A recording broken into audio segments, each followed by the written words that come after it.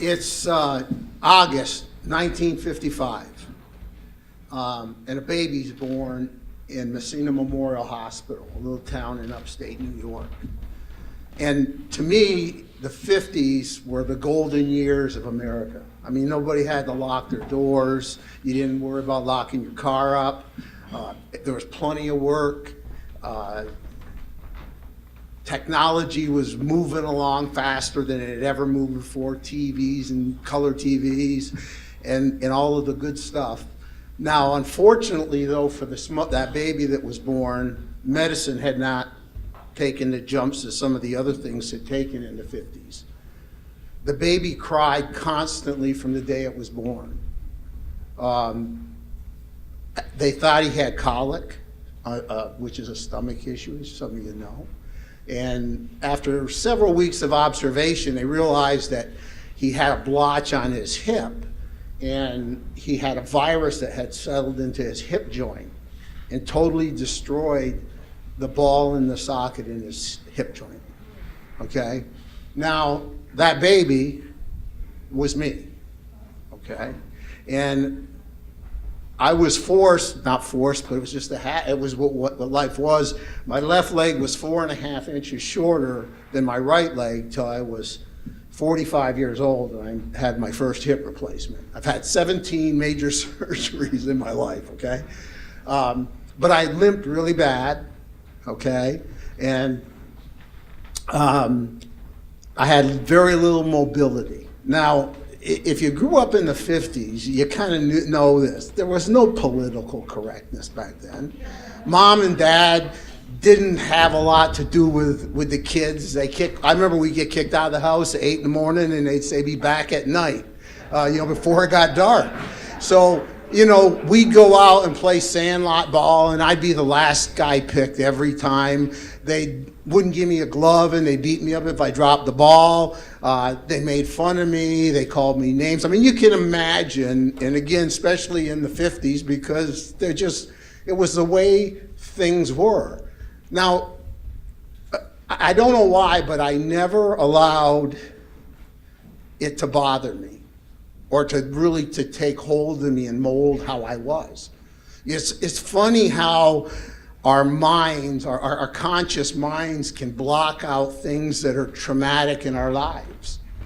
And, fortunately for me, that's what happened. Now, there's one thing that I do remember that haunted me for years and gave me tremendous emotional issues as I grew up, and that was the fact that I couldn't play football. Now, my family were football fanatics. My dad played at Syracuse. My Uncle Jim was the captain for the legendary Ben Schwartzwalter, who ended up winning a national championship for them back in the 50s. And because I couldn't play, my brothers both played, my dad started the Pop Warner Football League, I felt like I was a lost child. I mean, I really did.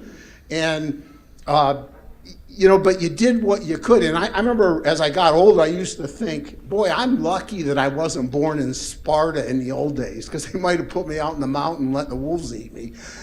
So I was thankful for, you've got to be thankful for what you can find to be thankful for. But I learned a lot of lessons as I started to grow up. And one thing that I learned was this, that if I made fun of myself first, the other guys wouldn't make fun of me.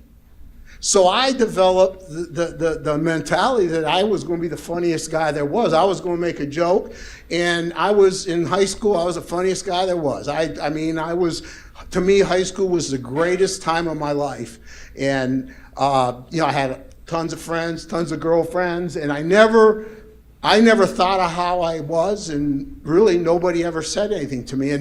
And it was that time in my life that I met the girl that I would be my best friend, my partner, and my wife. And we got married in 1977. And this May, we'll be married for 42 years, okay? Which to me, is incredible. And I can remember, though, when we were engaged, the first thing that her grandmother, now this is just the way it was, her grandmother said to her, "You're not marrying that cripple boy, are you?" And I can remember we grew up in I grew up in a 900 square foot house. 5 kids, 2 parents, 3 bedrooms, 1 bath. I mean, you could hear every sound in that house. And I want you to imagine an 8 or 9-year-old boy laying in bed at night, and I could hear Mom and Dad sitting at the kitchen table, and Mom would say, "What's poor Bobby gonna do?" Because that's what they called me, poor Bobby. You know, what's he gonna do? They'll never let him work at the plant. And our town was driven by 3 major factories, and that's what everybody did to make a living. And they weren't gonna hire, you know, somebody like me. And, you know, do you think you'll ever get married? Now, my mom never said any of those things maliciously, and I'm sure, God bless her, she's not with us anymore, but if she knew that I had heard that, I'm sure it would tear her heart up. But nonetheless, I heard that stuff, and I grew up feeling that my family loved me. My mom and dad never let me feel sorry for myself, but I knew there were very small expectations about my life, about what I could accomplish and what I would be. Well, when I met Rose and we got married, and she believed in me, and we had a great life. I mean, I'm not going to tell you that you can be married for 42 years and not at some point in time can't stand looking at each other. I mean, it's just it's the way life is. But we've had a wonderful life, and we've had ups and downs, and I want to believe that the ups have been much, much greater than the downs. Now, you got to realize she's looking at it from a different perspective than I am. I was the way I was. I was born that way. I didn't have a choice. She signed on as a volunteer. I mean, I'm telling you, she's hot right now, but you should have seen her when we were in high school. I mean, imagine a young girl, you know, taking care of someone that couldn't use the bathroom. I mean, you know, as some of the surgeries that I had to have throughout my life, and she was always there for me. She was always there. And she'll tell you, I hate being a nurse, but she's the best nurse there is.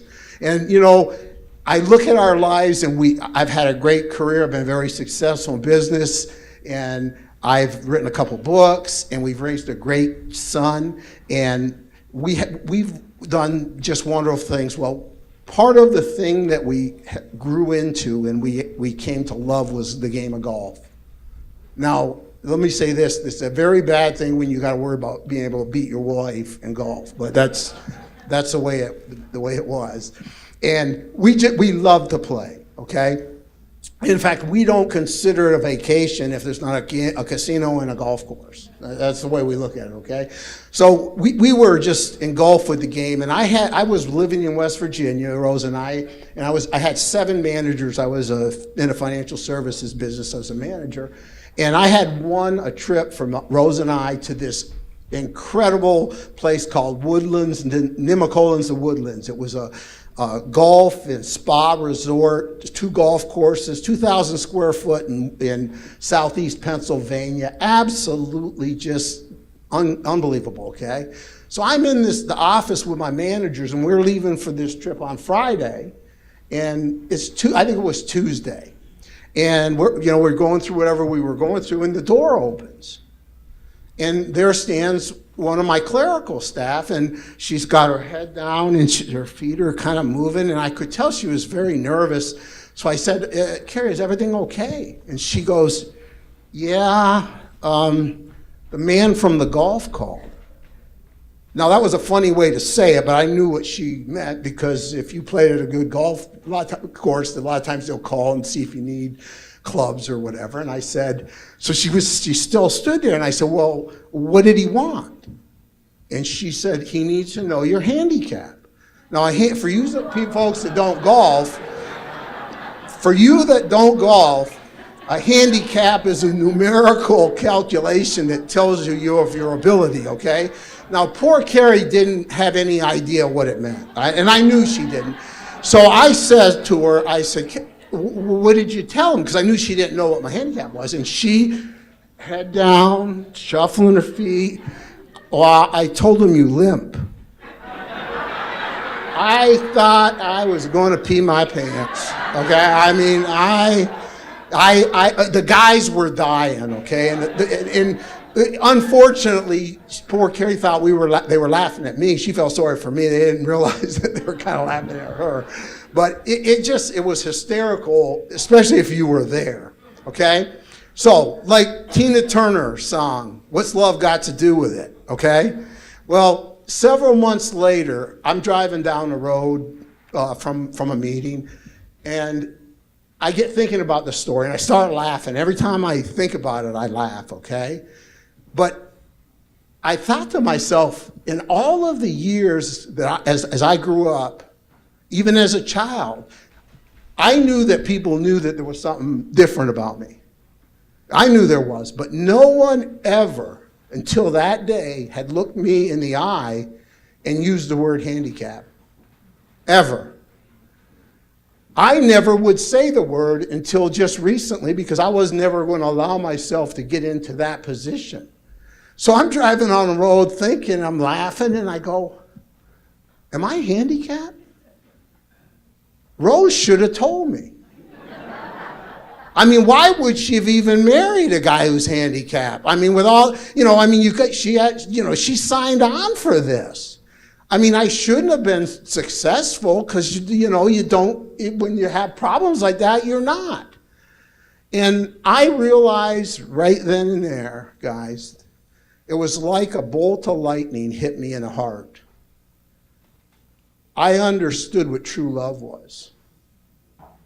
Because Rose showed me, and she knows this whole story, but I've never told her this. She showed me what real love was about. It's easy to be in love when everything's goo goo gaga and flowers and hearts and every kissy kissy. But true love is when things are hard and we stand by that person, and she stood by me, and it means so much to me. And I've learned a bunch of lessons in my life that have helped me tremendously. I learned never to let people put any stereotypes on me. I learned, and I believe this with all my heart, if my dreams are bigger than what my fears are, I can do whatever I can dream about doing. But the biggest lesson that I've ever learned, and I thank every day for my wife, is Rose taught me what true love really, really means. Thank you.